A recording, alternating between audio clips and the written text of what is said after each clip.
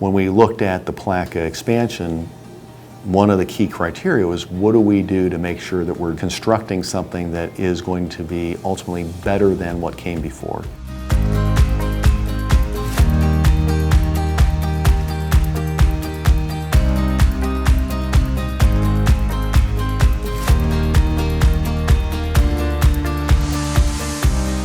Palatka is one of our top performing plants. So if you go ahead and put very good teams together, allow them to go ahead and thrive in a growing market, Palatka became the obvious choice of where we wanted to develop.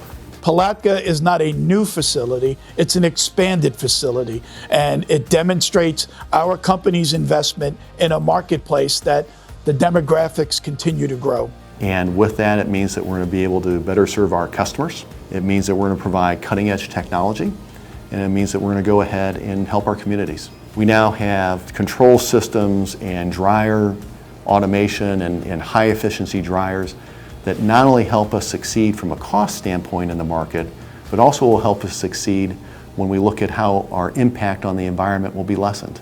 The high-efficiency dryers we have will be the best in North America, so it really provides us an opportunity to be good stewards of our environment. The commitment that CertainTeed has to getting the sustainable message out to the marketplace is admirable. It's second to none. I mean, the beauty of Palatka and giving back to the community is, one, we have the community inside the plant in terms of the safety and the teams that are working together to make it successful, but we also have the community outside the plant. We truly are serving our products into the local community, and being able to do that in a way where we also are connecting with them through things like Homes for Our Troops, where we go ahead and give back to those who have served our country, where we also give donations to Susan G. Komen to help against breast cancer. Things like that make us feel closer from a connection side to not only where our product is going, but to the people who are using them. It's a very frustrating thing to try to sell from an empty cupboard, and this cupboard is not empty.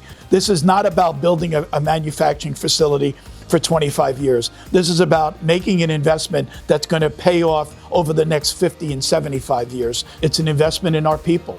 We can no longer look at wallboard, gypsum wallboard, as just a component of a house. You have to take a step back and realize people live in that house, people worship in that church, people go to that hospital, and you're part of building those buildings.